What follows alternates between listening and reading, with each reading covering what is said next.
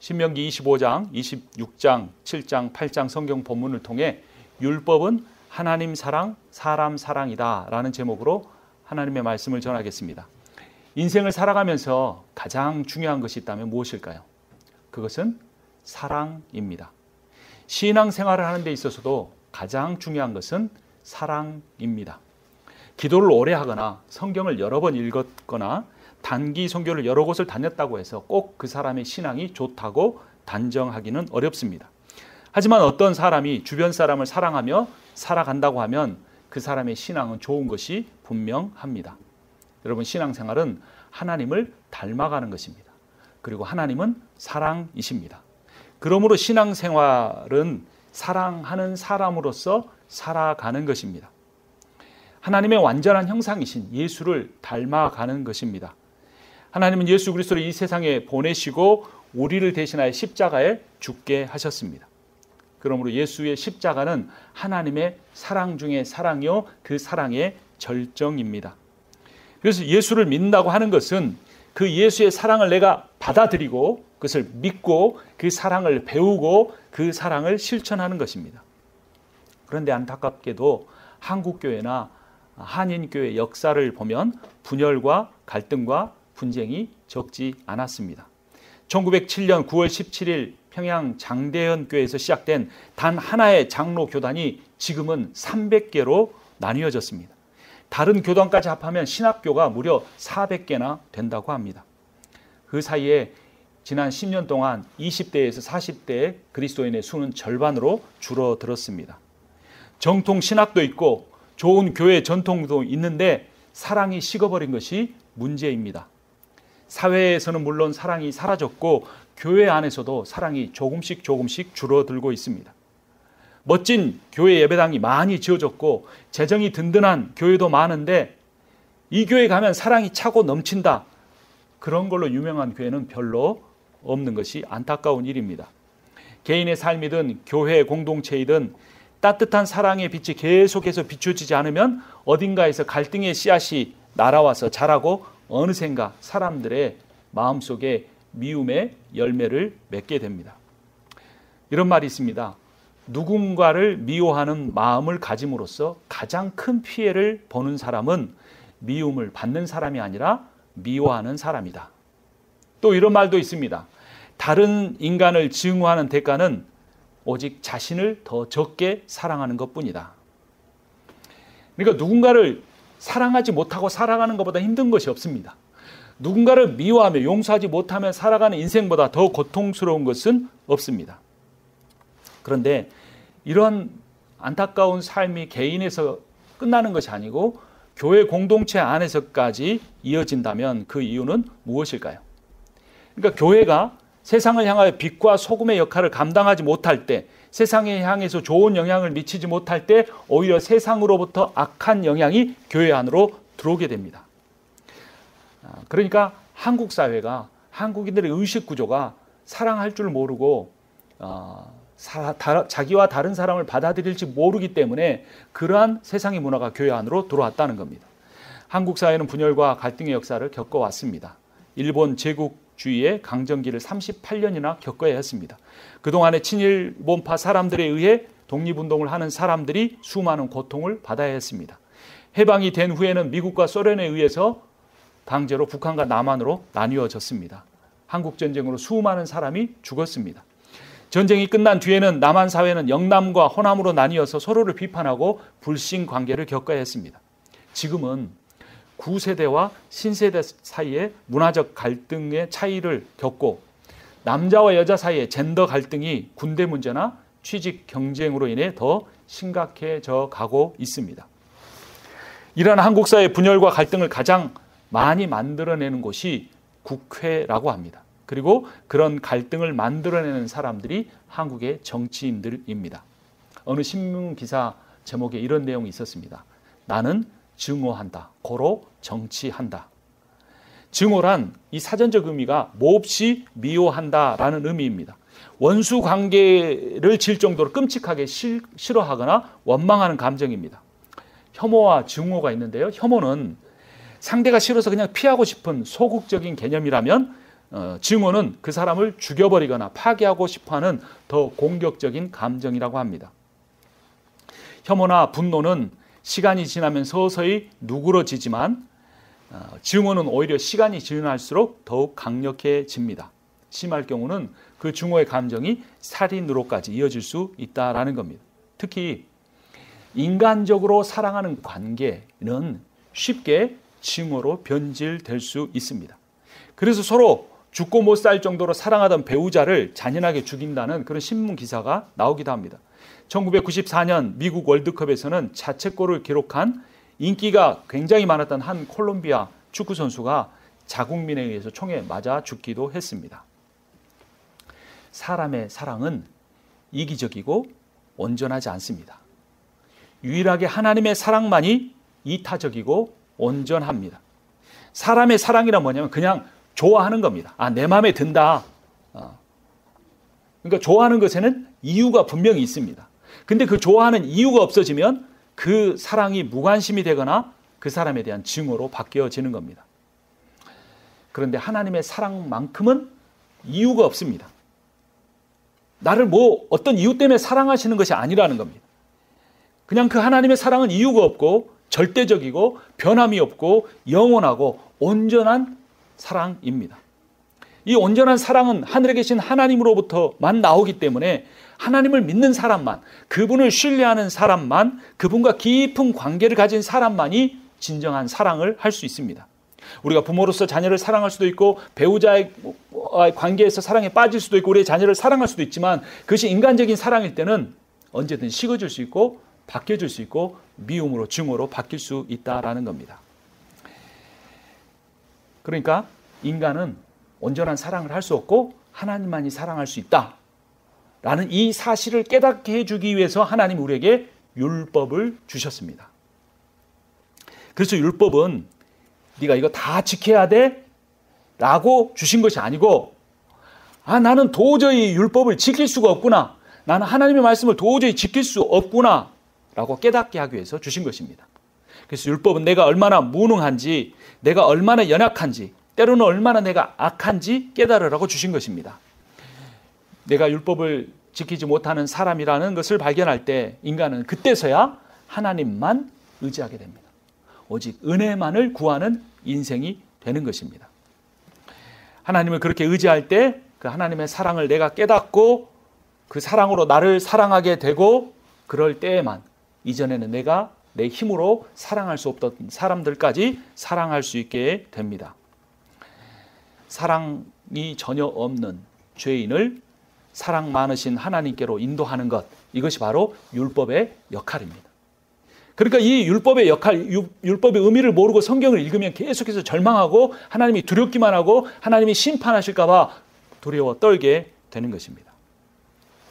요즘 계속해서 신명기를 설교하고 있습니다. 신명기의 뜻이 뭘까요? 신명기를 한자로 보면 영어도 똑같은데 다시 신자의 율법 명자입니다. 율법을 다시 선포한다라는 겁니다. 이스라엘 백성이 이집트에서 탈출하자마자 이스라엘 백성을 시내산에 모이게 하시고 율법을 선포하셨습니다. 이 율법책이 출애굽기에 기록되었습니다. 그리고 광야에서 무려 40년이 지났습니다. 이제 이스라엘 백성은 다시 가나안 땅 앞 모압 평지에 모두 다 모였습니다. 그들에게 율법이 다시 선포됩니다. 이 기록된 율법이 바로 신명기입니다. 신명기는 그러니까 다시 선포된 율법에 관한 책인데 왜 율법이 다시 선포돼야만 했을까요? 그 이유는 출애굽 1세대, 부모 세대가 하나님을 신뢰하지 못해서 가나안 땅을 정복하라는 명령에 불순종했기 때문에 그로 인해 그 모든 세대가 광야에서 죽었기 때문입니다. 그리고 이제 출애굽 1세대, 부모 세대의 자녀 세대인 출애굽 2세대가 하나님의 율법을 잘 배우지 못했기 때문에 그들에게 율법을 다시 가르쳐 주십니다. 율법을 잘 몰랐고 율법의 의미를 몰랐고 율법을 제대로 지키지도 못했던 1세대는 가나안 땅에 들어가지 못한 채로 다 죽었고 가나안 땅에 들어갈 2세대에게 신명기 전체를 다시 가르치셔야만 할 정도로 율법은 중요한데 그래서 성경을 잘 알려면 구원을 잘 알려면 이 율법이 무엇인지 율법의 의미가 무엇인지를 알아야 합니다. 율법은 겉으로만 보면 매우 엄격하고 무섭게 느껴집니다. 우리 화면에 하나님 말씀을 같이 읽어보겠습니다. 신명기 25장 2절 읽습니다. 유죄를 선고받은 사람이 매를 맞을 사람이면 재판관은 그를 자기 앞에 엎드리게 하고 죄의 정도에 따라 매를 때리게 해야 합니다. 지금도 이슬람 국가에 가면요, 이 회초리를 가지고 태형을 가합니다. 그런데 이거 얼마나 무섭습니까? 물건을 훔치다가 걸리면 매를 맞는 거예요. 그런데 이렇게 율법이 무섭습니다. 그런데 그 율법을 깊이 들여다보면 여기에도 하나님의 자비와 사랑이 있습니다. 다음 절 3절을 같이 읽습니다. 그러나 매를 40대가 넘도록 때려서는 안 됩니다. 40이 넘도록 때려서 당신들의 결례가 당신들 앞에서 천히 여김을 받아서는 안 됩니다. 하나님은 언제나 인간의 기본적인 인격을 지켜주기 원하시는 것입니다. 또 신명기 25장 19절을 보면 아말렉이라고 하는 민족을 다 완전히 없애라고 합니다. 너무나 무서운 말씀입니다. 25장 19절 같이 읽습니다.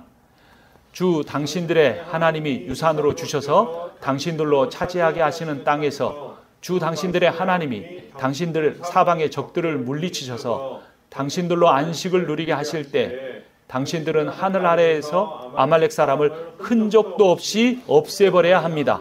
이것을 잊지 말아야 합니다. 여러분 얼마나 무섭습니까?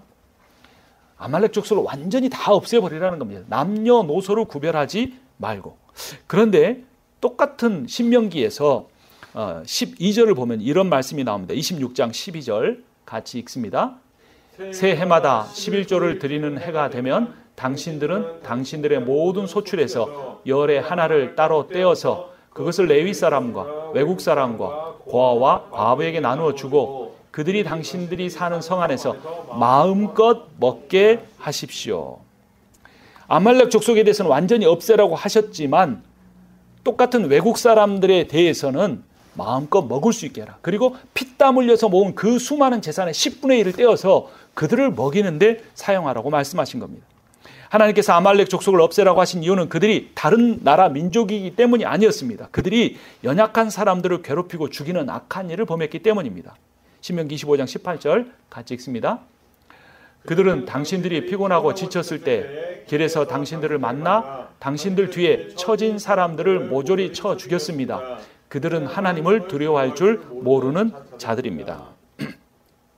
아말렉 족속이 이 땅에 사라져야 하는 이유는 그들 역시 자비와 긍휼을 모르고 특별히 노약자들을 괴롭히고 죽이고 약탈하는 사람들이었기 때문입니다.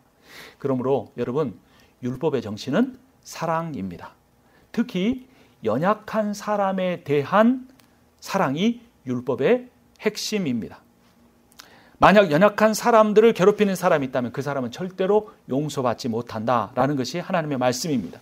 그래서 율법의 정신은 오늘 설교의 제목처럼 하나님 사랑이고 이웃 사랑입니다. 근데 여러분 하나님을 사랑한다는 걸 증명할 수가 있을까요?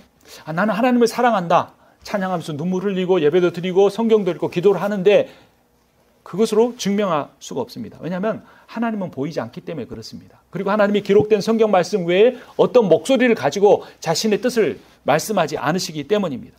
그래서 우리가 하나님을 사랑한다는 것을 보여줄 수 있는 유일한 방법은 이웃을 사랑하는 것뿐입니다. 특별히 우리 이웃들 가운데 연약한 사람들, 부족한 사람들, 자주 넘어지는 사람들, 그 사람들을 우리가 더 깊이 사랑하는 것이 하나님에 대한 사랑을 보여주는 것입니다. 특별히 가난하거나 연약하거나 병들었거나 사회적 신분이 낮거나 외국인으로서 힘들게 살아가는 사람들을 더 배려하고 보살피고 사랑해야 합니다. 율법의 정신은 하나님 사랑이고 이웃 사랑입니다. 한 율법사가 와서 예수께 율법이 무엇인지 물었습니다. 그때 마태복음 22장 37절에서 이렇게 말씀하십니다. 예수께서 그에게 말씀하셨다. 내 마음을 다하고 내 목숨을 다하고 내 뜻을 다하여 주 너의 하나님을 사랑하여라 하였으니 이것이 가장 중요하고 으뜸가는 계명이다. 둘째 계명도 이것과 같은데 내 이웃을 내 몸과 같이 사랑하여라 한 것이다. 이 두 계명의 온 율법과 예언서의 본 뜻이 달려 있다. 신약 성경을 통틀어서 율법을 가장 잘 알고 그 율법을 가장 열심히 실천한 사람들이 바리새인이었습니다. 그런데 신약 성경을 통틀어서 예수님으로부터 가장 많은 비판을 받은 사람들도 바리새인이었습니다. 왜 그럴까요? 왜 하나님의 말씀을 가장 열심히 공부하고 하나님의 말씀을 가장 실천하려고 했던 바리새인이 가장 많은 비판을 받아야만 했던 걸까요? 바리새인은 신앙생활에 여러 가지 걸 잘 실천했지만 그중에도 하나님의 말씀을 철저하게 지키려는 그 열심을 가지고 있었습니다. 그런데 바리새인들이 몰랐던 것이 하나가 있습니다. 앞서 말씀드린 것처럼 율법은 다 온전하게 지키라고 주신 것이 아니고 인간으로서는, 나로서는 절대로 지킬 수 없다라는 그 사실 앞에 서고 절망하라고 주셨다는 것입니다. 율법을 지킬 수 없다는 사실을 인정하지 않는 사람들이 행하는 잘못이 하나 있는데 그것이 뭐냐면 바로 종교적 위선입니다. 위선이 악보다 훨씬 더 나쁩니다. 왜냐하면 위선은 악한 것을 선한 것, 좋은 것으로 포장하기 때문입니다. 여러분, 악은 인정해야, 그 악을 드러내야 속죄함을 받는데 그것을 숨기고 감추면 속에서 더 썩어버리기 때문입니다. 그러니까 교회에 오면 이런 말들이 넘쳐야 합니다. 나는 죄인입니다. 나는 연약합니다. 나는 부족합니다. 나는 주님의 은혜가 아니면 단 하루도 온전하게 살 수 없는 사람입니다. 라고 하는 고백들이 우리들 가운데 있어야 합니다. 하지만 위선적 종교 생활을 하는 사람은 자신의 그 썩어버린 내면을 감추기 위해서 종교적 의무를 다하는데 더 열심과 최선을 합니다. 위선자는 예수 닮지 못한 인격을 감추려고 종교적인 배경, 사회적인 배경을 만들기 위해서 최선을 다하고 교회를 섬기는 일을 합니다. 하지만 사람의 죄악된 본성은 감춘다고 감출 수 있는 것이 아니기 때문에 그 다음에 사람들이 하는 일이 있는데 그것이 뭐냐면 자신보다 더 못하는 사람을 찾아내서 그와 나를 비교하고 그 사람을 비판하는 일을 하는 것입니다. 이런 종교적인 삶, 종교적 위선을 행하는 사람이 모르는 사실이 한 가지 있습니다. 잘 생각해 보십시오. 상대의 악함이 나의 선함을 드러내주지 못합니다. 누군가의 너무나 큰 죄인됨이 나를 의인되게 해주지 못합니다. 여러분, 이 사실이 평범한 것 같고 내가 그걸 인정하는 것 같지만 내 삶을 돌아보고 정말 나보다 더 못해 보이는 죄인들을 내가 어떻게 생각하고 살아왔는가를 보면 내가 이 말씀을 진짜로 인정하지 않는다는 사실을 깨닫게 됩니다. 여러분, 왜 교회 안에 갈등이 있고 분열이 있을까요? 그것은 하나님의 사랑은 너무나 크고 넓어서 모든 죄인을, 나보다 더 심각한 죄인을, 나보다 10배, 나보다 100배 더 악한 죄인까지도 품을 수 있다는 사실을 인정하고 받아들이지 못하기 때문입니다. 근데 나로 하여금 나보다 더 큰 죄인들을 받아들이지 못하게 하는 그 속 좁은 믿음은 그 사람을 향해 칼날이 되는 거죠. 나 자신을 향하여 다가오는 겁니다. 그래서 누군가를 비판하고 정죄하다가 결국 나를 돌아볼 때 나도 똑같은 죄인이라는 사실을 깨달으며 내가 하나님 앞에 받아들여줄 수 있을까? 내가 동일한 죄로 이렇게 많이 넘어졌는데 하나님 나를 받아주실까? 정말 예수의 보혈만으로 내가 구원받을 수 있을까? 라는 생각이 나를 지배하는 것입니다. 여러분, 그러나 하나님의 사랑은 나의 죄악이 아무리 깊어도 내 죄악의 가지수가 아무리 많아도 그 모든 것을 예수의 보혈로 덮고 구원하실 수 있는 것입니다. 내가 그 사실을 믿고 받아들일 때에 내가 주변에 있는 사람들을 보는 눈도 긍휼과 자비로 바뀌어지게 됩니다. 심지어 교회 안에서조차 내가 다른 사람보다 더 나은 사람이어야 하고 그래야만 내가 하나님의 사랑을, 아니 하나님의 더 큰 축복을 받을 자격이 되고 구원받을 수 있다는 그러한 비교의식을 우리는 버려야 합니다. 누군가를 비판하고 누군가를 더 낮춤으로써 나를 더 높이고 드러낼 수 있다는 잘못된 의식은 교회만 아니라 한국 사회와 한국인들의 의식구조에, 특별히 한국 사람들의 정치하는 모습 속에 가득 차 있습니다. 한국 정치의 문제점을 여러 사람이 지적합니다. 근데 가장 큰 것은 뭐냐면 정치인들이 국회의원 선거를 하면은 내 정책이 뭐고 내 정책을 따르면 우리나라가 어떻게 발전된다는 걸 말하는 것이 아니라 저 사람의 정책이 뭐가 잘못됐고 저 사람의 인생을 살면서 어떤 잘못을 했고 상대방을 깎아내리고 비판하는 그러한 식의 정치를 하고 있고 사람들이 거기에 선동되어서 심지어 교회 안에서조차 서로 정치적인 다른 견해를 인하여 갈등하고 있다라는 겁니다. 정치인이 자신의 올바른 인격을 보여주려고 하지 않고 상대 정치인의 부족함을 드러내고 흉을 보려고 하는 것이 문제입니다. 이런 잘못된 증오 정치로 인해 몇 달 전에는 야당 대표가 흉기로 피습을 당했습니다. 또 불과 얼마 전에는 여당의 여성 국회의원이 중학생에게 폭행을 당하는 일이 일어났습니다. 이런 한국의 증오 정치의 잘못된 문화는 일상생활에 한국 사람들의 의식 구조에까지 강한 영향력을 미치고 있습니다. 그래서 한 설문조사를 했는데요. 내가 지지하는 정치인이 아닌, 내가 싫어하는 정치인을 지지하는 사람이 내 배우자여도 그 배우자가 불편하다는 겁니다.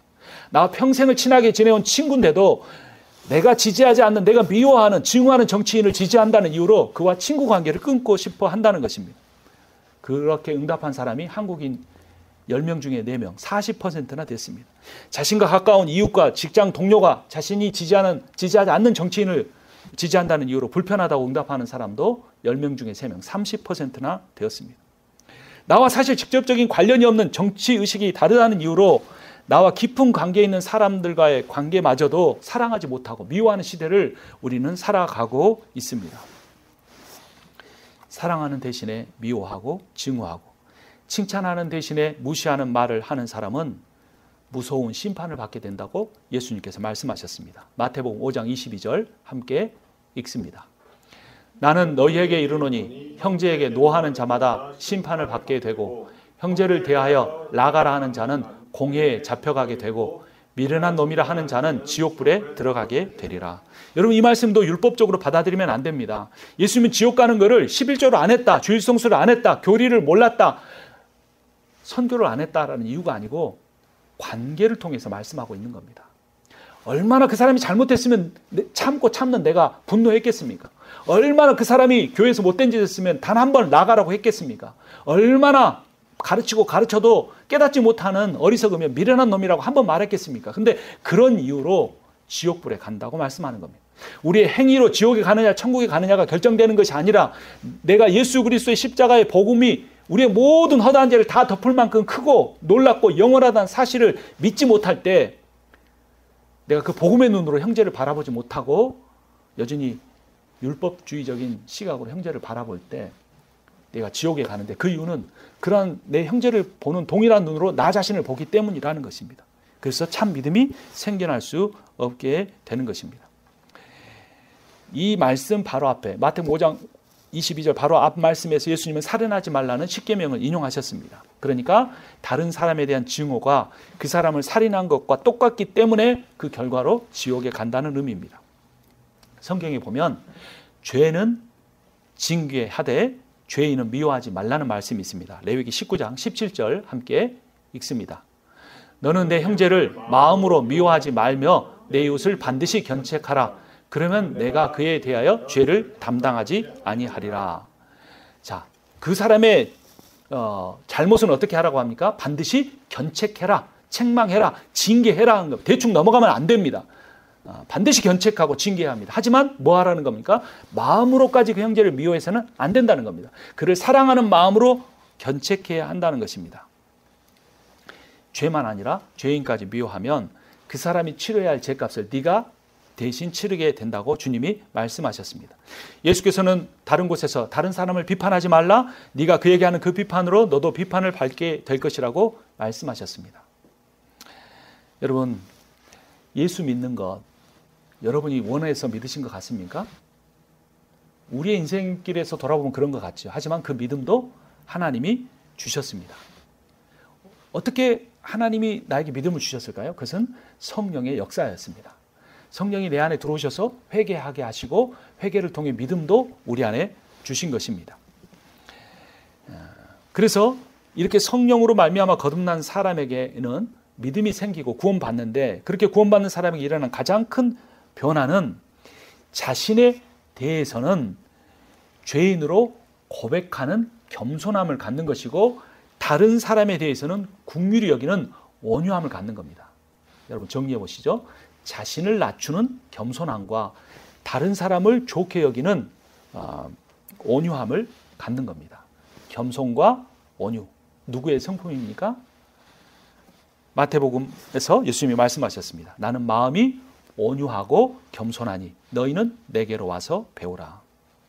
겸손하고 온유해 준 사람에게 나타나는 가장 큰 특징, 이것이 바로 사랑입니다. 이제 말씀을 맺으려고 합니다. 신명기 말씀을 쭉 우리가 보고 있는데, 신명기의 결론은 하나님 말씀에 순종하라는 것입니다. 신명기 27장 10절을 같이 읽습니다. 그러므로 당신들은 주 당신들의 하나님께 순종하고 오늘 우리가 당신들에게 명한 그의 명령과 규례를 지키십시오. 자, 순종하면 어떻게 됩니까? 신명기 28장 2절부터 읽겠습니다. 당신들이 주 당신들의 하나님의 말씀에 순종하면 이 모든 복이 당신들에게 찾아와서 당신들을 따를 것입니다. 당신들은 들어와도 복을 받고 나가도 복을 받을 것입니다. 그러나 당신들이 주 당신들의 하나님의 말씀을 듣지 않고 또 내가 오늘 당신들에게 명한 모든 명령과 규례를 지키지 않으면 다음과 같은 온갖 저주가 당신들에게 닥쳐올 것입니다. 함께 읽습니다. 당신들은 들어와도 저주를 받고 나가도 저주를 받을 것입니다. 하나님의 말씀을 지켜라. 하나님의 말씀에 순종하면 복 받고 순종하지 않으면 저주를 받는다라는 것입니다. 그런데 이 하나님의 말씀을 지킨다는 것이 무엇이냐가 오늘 설교의 주제였습니다. 그것이 무엇입니까? 하나님의 사랑을 받아들이라는 겁니다. 그 사랑은 내가 아무리 큰 죄인이어도 예수의 보혈 때문에 용서받는다는 겁니다. 내가 아무리 연약해도 아무리 수없이 넘어져도 아무리 부족해도 예수 그리스도께서 이미 그 값을 치르셨기 때문에 내가 어떤 죄값도 치르지 않고 하나님의 존귀한 하나님의 사랑을 받기에 조금도 부족함이 없는 거룩하고 존귀한 자녀로 세움 받았다는 것입니다. 이것이 복음입니다. 이것이 십자가의 능력입니다. 이 십자가의 복음과 은혜를 여러분 받아들이십시오. 그것을 믿음으로 받아들일 때에 우리 가운데 하나님의 은혜가 주시는 능력이 충만하게 되고 그 은혜가 충만한 눈으로 이 세상을 바라볼 때 이 세상은 내가 미워할 사람은 단 한 사람도 없어지고 불쌍히 여겨야 할 사람들만 가득 차 있는 겁니다. 그 불쌍한 사람들에 대한 마음 때문에 우리가 선교를 나가고 그 불쌍한 마음을 주체할 수가 없어서 누군가를 위해서 기도하게 되고 그 불쌍한 사람들을 위하여서 우리가 헌금하고 나와서 기도하고 예배를 드리게 되는 것입니다. 이러한 사람은 반드시 복을 받되 들어와도 복을 받고 나가도 복을 받는 그들이 가지고 있는 모든 소유물이 복을 받고 그들의 자녀까지 복을 받는 은혜를 누리게 되는 것입니다. 그 이유가 무엇입니까? 하나님이 사랑이기 때문입니다. 신명기의 결론 신명기 30장 20절 말씀 함께 읽습니다.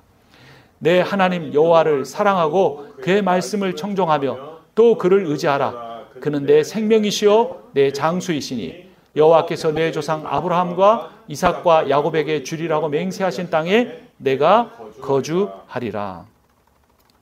하나님이 여러분을 사랑하십니다. 하나님의 존재 자체가 사랑이십니다. 하나님이 우리의 생명이십니다. 그분이 우리의 장수이십니다. 하나님 우리의 복이십니다. 그래서 하나님의 말씀을 지킨다는 것은 이 하나님의 사랑과 하나님의 생명과 하나님 복이신 하나님을 받아들이는 것이고 우리가 성령으로 인해 그 하나님이 내 안에 충만해질 때 우리는 하나님의 말씀대로 살아가며 사랑하고 섬기는 삶을 살아가게 됩니다. 우리 교회는 작은 교회지만 6명의 아이들을 섬기고 있습니다. 멕시코 두 아이들에게는 매달 100불씩, 캄보디아에 있는 네 아이들에게는 매달 50불씩 보내고 있습니다. 돈만 보내는 것이 아니라 매주일 예배 시간마다 제가 아이들의 이름을 한 명씩 일일이 부르고 기억을 되새기고 있습니다. 기도해 주고 있습니다. 14살 헌또아학은 법관이 되고 싶어 합니다. 15살 차우용진은 의사가 되는 꿈을 가지고 있습니다. 16살 송프락씨는 목사가 되는 비전을 품고 있습니다. 17살 춘송민아는 교사가 되려고 합니다. 이 아이들은 가난한 캄보디아에 태어났고 그 캄보디아 땅에서도 가장 가난한 섬에 살고 있고 그 섬에서도 가장 가난하고 부모가 없거나 한부모 가정에 자라나서 아무것도 가진 게 없는 아이들이지만 하나님께서 연결해 주셨기 때문에 저희가 작은 돈이나마 매주 보내주고 있고 그 아이들의 꿈이 예수 그리스도 안에서 성취되기를 우리가 위해서 기도해 주고 있습니다. 가난한 아이들이지만 열심히 공부하고 있고 오후에는 성교관에 나와서 성경 공부하고 함께 교제하며 자라가고 있습니다. 우리는 이 아이들에게 재정적 지원을 할 뿐만 아니라 영적인 가족으로서 매주 위해서 기도하고 있습니다. 기회가 되면 꼭 함께 캄보디아를 방문해서 이 아이들을 만나보고 이야기해 보고 싶습니다.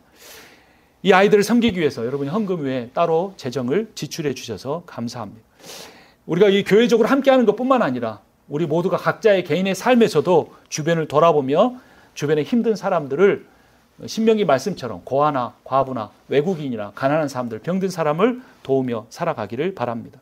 뿐만 아니라 우리는 이 병 들어가는 이 시대를 위해서 기도해야 됩니다. 가자 지구에 3만 명이 죽었습니다. 7만 명이 부상을 하고 있고 매일매일 어린아이와 여성들이 죽어가고 있습니다. 이 시대를 놓고 우리는 눈물 흘리며 기도해야 합니다. 우리는 율법을 지킬 수 없습니다. 하지만 율법의 정신은 사랑은 실천할 수 있습니다. 왜냐하면 예수 그리스도께서 그 사랑을 성령을 통하여 우리에게 부어주셨기 때문입니다. 나와 다른 정치인이라고 할지라도 저주하지는 않는 삶을 살기를 바랍니다.